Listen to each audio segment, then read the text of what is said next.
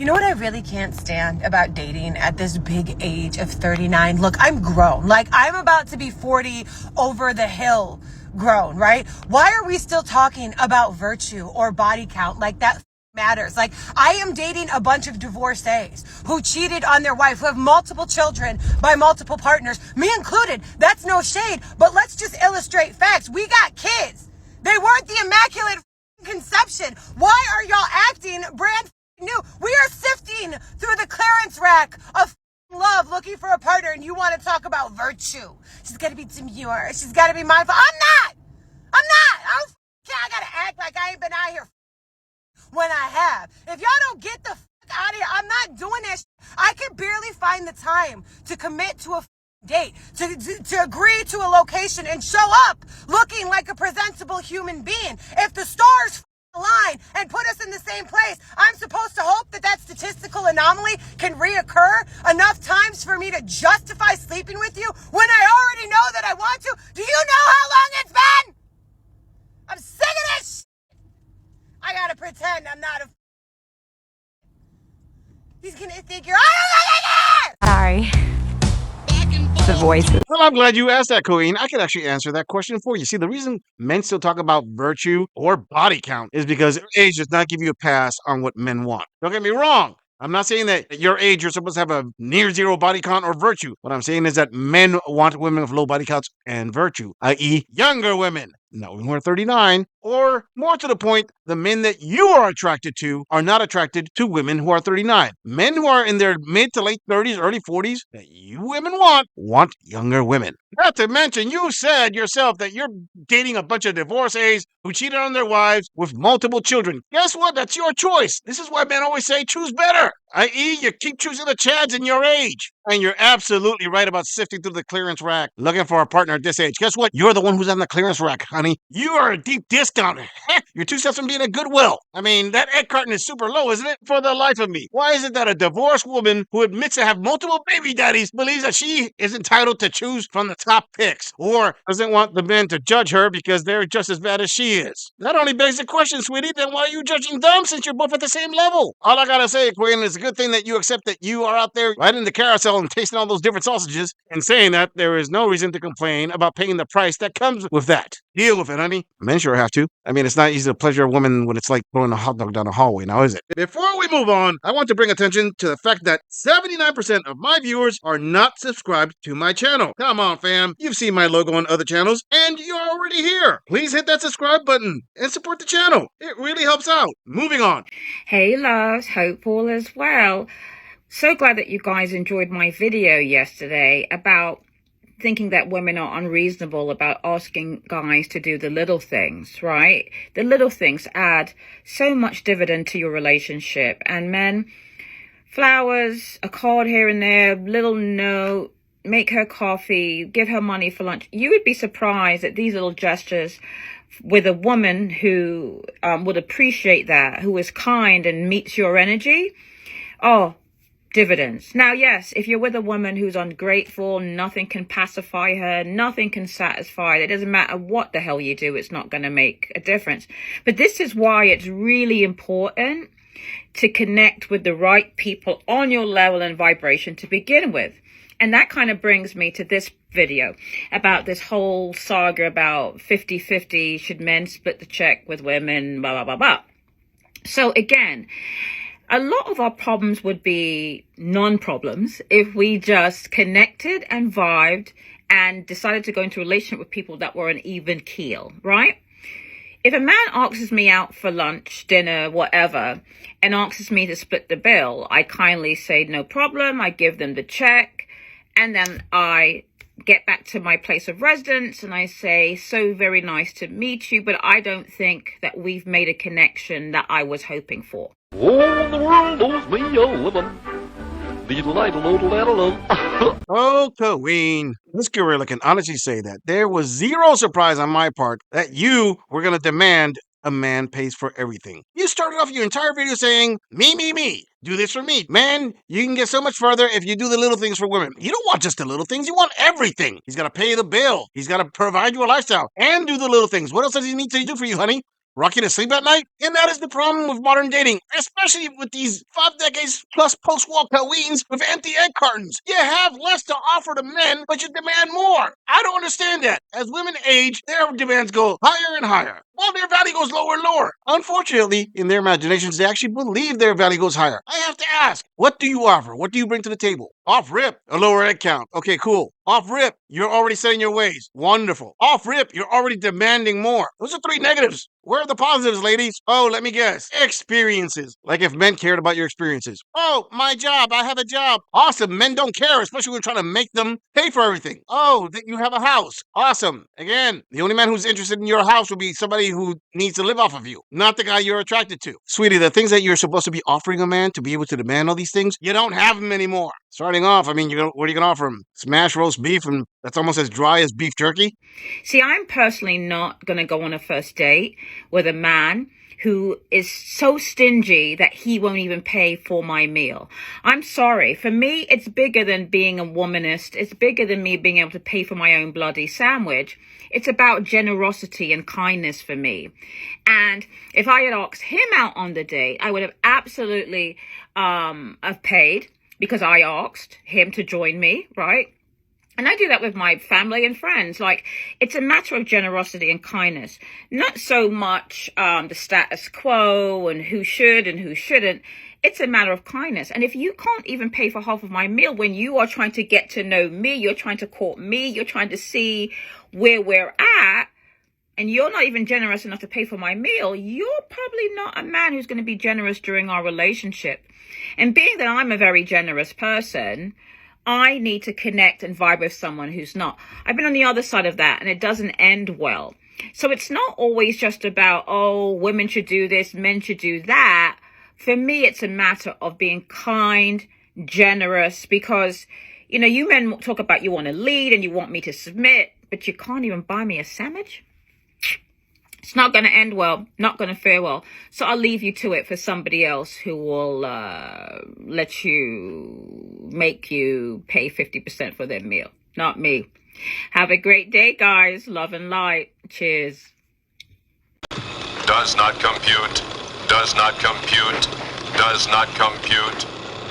Hold up there, my decades plus post-war advanced queen. Did you just say that paying for things is about generosity for you? So in other words, you're not going to pay for a man because you have zero generosity. Or if he makes you pay just half the bill, you don't have enough generosity to even do that. What's up with these double standards? These rules are good for thee, but not for me? And sweetie, I ask you to stop bloody capping when you said that if you asked him out on the date, you would have paid. Number 1, you would have never asked. Number 2, if you had to pay for the date, you would come up with a different excuse not to go out with him anymore. And, as always, you're going to put up the excuse, you're trying to court me, trying to get to know me. No snap, lady. Guess what? A date is a two-way street. Both of you have to get to know each other. You're just pulling it out of your rear end right now just to have excuses because you want the princess treatment. You want everything paid for and you want to feel special. Well, guess what? When you're that close to menopause, if you haven't hit it already, anything that was special about you expired about 30 years ago. Now, can somebody in the comments explain to me how this special queen can claim that she's a generous person while at the same time she's complaining about having to pay her half of the meal? It's like saying I'm a very nice person while I knock the candy out of the hands of a kid just to hear him cry. Funny thing about this elderly queen spiel, she's talking about how the guy's in good leadership material because he can't buy her a sandwich, but she obviously has a problem making a guy a sandwich. But you go on by your bad self and enjoy your collection of cats and box wine. Moving on.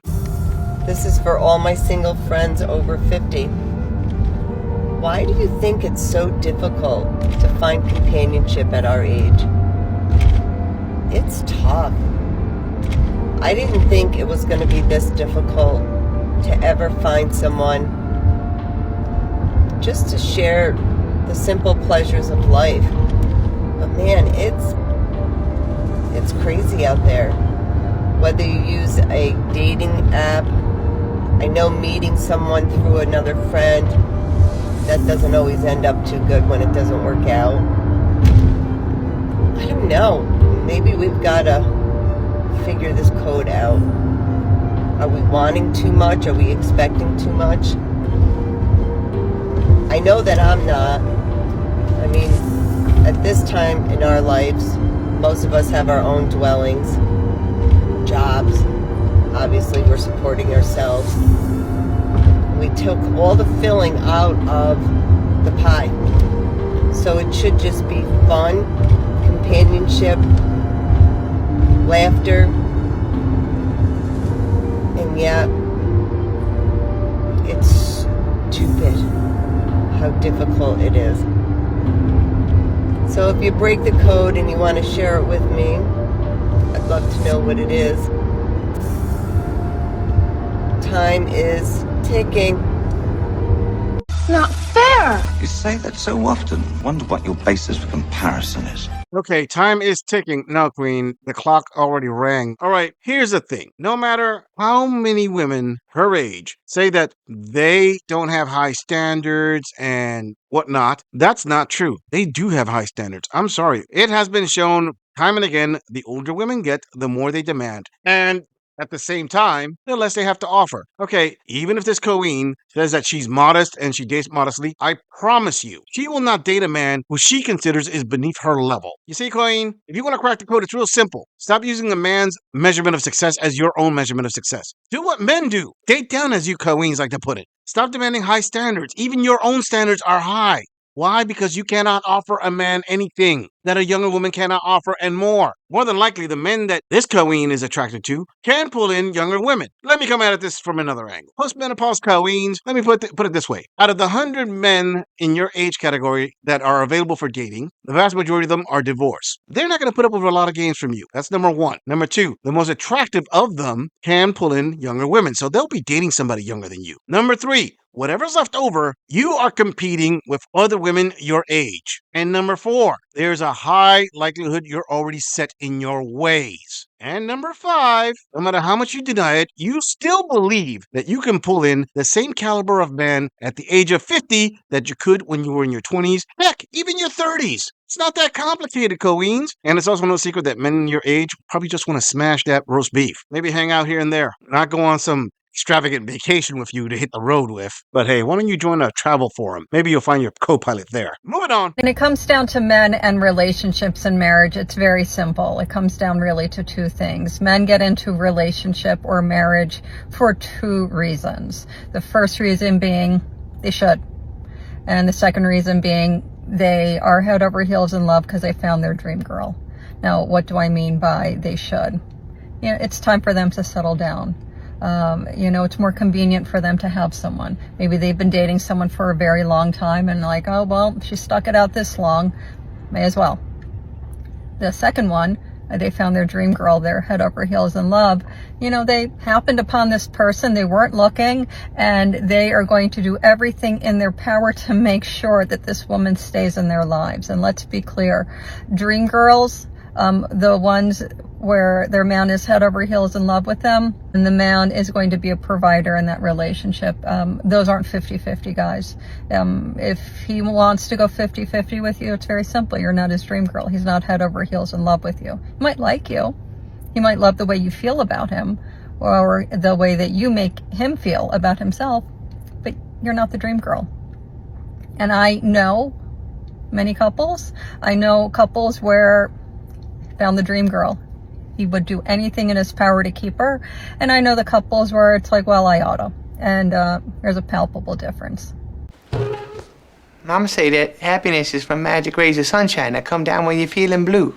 Well. One of my favorite multi-decades post-war queens made another video. I had to comment. Particularly her second reason for a man wanting a relationship and getting married. His dream girl, and he would do everything in his power to keep her in the marriage. Question there, my opinionated queen. Your ex-husband, the one who built your dream home and everything, was he that man who was head over heels for his dream girl, aka you when you were in your prime? And he did everything in his power to keep said dream girl, but somehow, some way, his dream girl, which he obviously provided a lot for her. He wasn't the 50-50 guy. He paid for everything, still dropped those divorce papers. Oof. I guess we can see now why 50-50 is the smarter way to go. It weeds out those dream girls that have to go find themselves again after he builds her a 7,000-foot square home. Sister, I'm just gonna say it. You had the dream guy that 99.9% of women out there would have loved to have had, and you let him go. And somehow, some way, you actually believe that in you letting go of the dream man, this qualifies you to give out advice to other women when you yourself can't find another man? Or more specifically, you can't find a guy equal to the man you left. Now that begs another question there, Colleen. If fifis are so important, why do you keep insisting that a guy has to pay for everything? When you had a guy who paid for everything, I mean, he bankrolled your dream. I guess these Raisinette dating gurus have some chinks in their armor. Fatality. Flawless victory. I'm just saying, if you enjoy this audit, click on the video in the end screen for more content. If you would like to support the channel, please follow the link in the description to donate to our beer fund, or like, subscribe, and share this video on other social media platforms. If you agree or disagree with anything about this audit, please let us know in the comments. I'm going to leave this audit right here. I'll see all of you in the next episode.